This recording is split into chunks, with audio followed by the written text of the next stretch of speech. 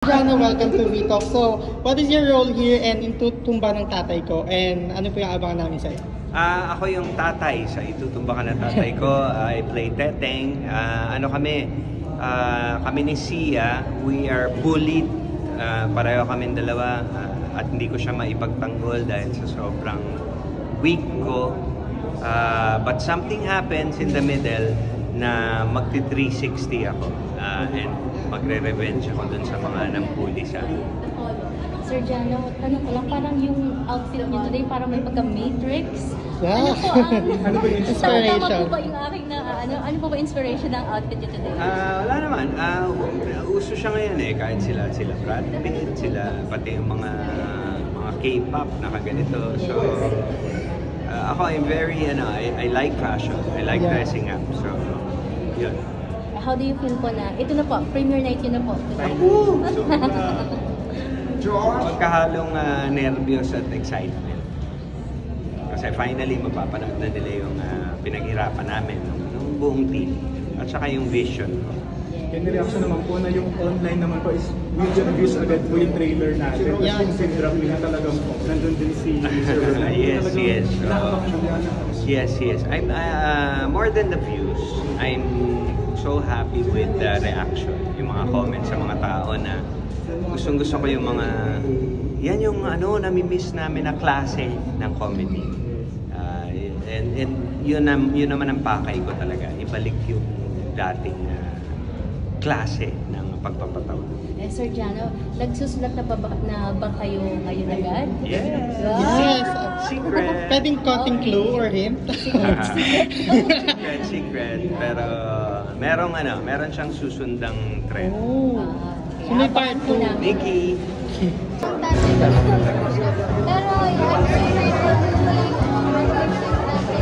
finally, na-cover ko siya mga project. Dapat may project kami gagawin together. Hindi mo mag-active director. This is your first time.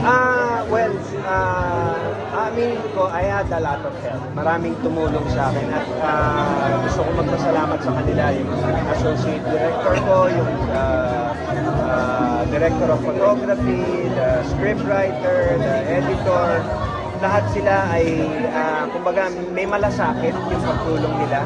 Makikita mong gusto talaga nila akong tulungan mapaganda itong pelikula. Magtutuloy-tuloy na ba ang pag-direct? I hope so. May mga projects na in mind? Meron na, marami na akong binabaon na project. Hindi lang comedy? Hindi, I'm sticking to comedy. Yun ang pangako ko . Gusto ko ituloy. Parang kulang tayo ngayon sa comedy directors. I mean, straight comedy. Hindi rom-com. Oo. At ito lang dyan, nakakatawa na ito yung first directorial job mo. Tapos, special participation, you were able to direct your dad. Yes, that's very, it makes the film so much more special to have my dad with me. I'm sure he's here with us. Tsaka ma-direct siya at maka-eksena siya uli. Ano mo, naramdaman mo when you saw him sa big screen o pinanood mo yun? Ako sa editing pa lang. Siyempre, binabantayan ko, umiiyak na ako. So, naubos na lahat doon. Hopefully, wala na masyado ngayon. Pero, talagang, kumbaga, parang napakagandang pabaon. Yes, sabi ko nga, best parting gift ever na mabibigay sa akin. At kumusta naman ang iyong daughter? Ako, ito, sinasabi, kitang-kita naman sa screen, you will see that Sia is the future superstar. Talagang may star quality siya na hindi mo makikita sa iba. Reaction mo, Sia? Masaya po sa akin dahil sa comment po ni Tito Jana na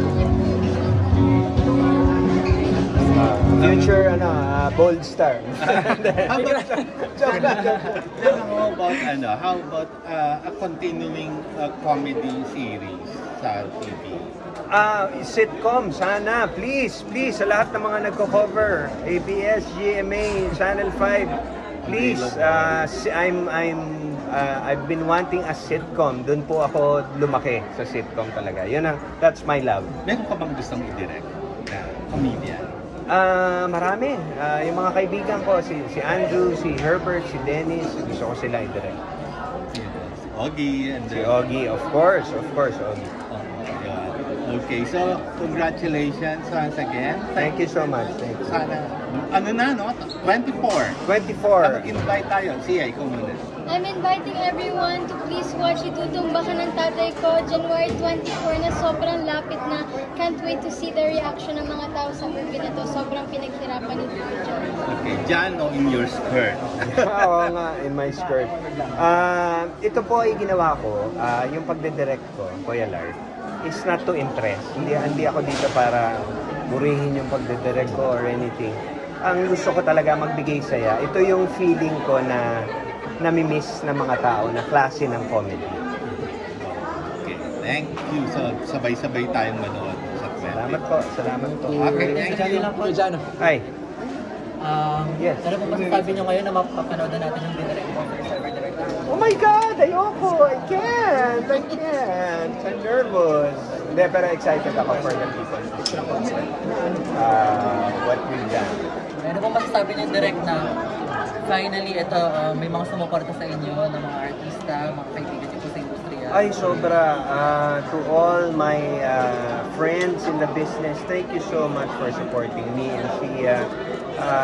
Hindi mababayaran yung binigay niyo sa akin support. Hindi ko makakalimutan.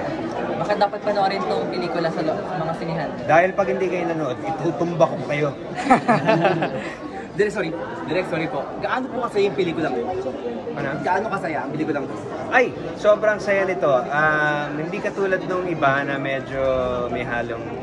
eto may konting drama pero mostly it's pure comedy. Ano po, yun ang masasabi ko. This is pure comedy action. Para kanino yung pelikulang to? Direct? Para kanino? Well, of course for my dad.